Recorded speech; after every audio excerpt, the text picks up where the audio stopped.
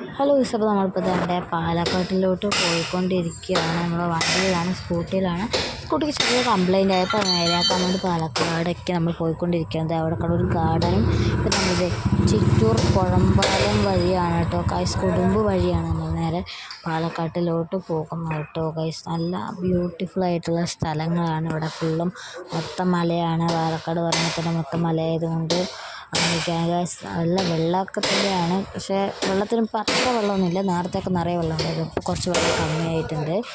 അപ്പോൾ ഗൈസ് ഇപ്പോൾ നമ്മൾ വണ്ടി നേരെയാക്കാൻ വേണ്ടി നമ്മൾ പോയിക്കൊണ്ടിരിക്കുകയാണ് കേട്ടോ ഗൈസ്. അപ്പോൾ നമ്മൾ ചിത്രപ്പഴംപോലം കഴിഞ്ഞു. ഇപ്പോൾ നമ്മൾ അത് കഴിഞ്ഞിട്ട് ഒരു 10-20 കിലോമീറ്റേഴ്സൊക്കെ കഴിഞ്ഞാൽ നമ്മുടെ വർക്ക്ഷോപ്പ് എത്തും.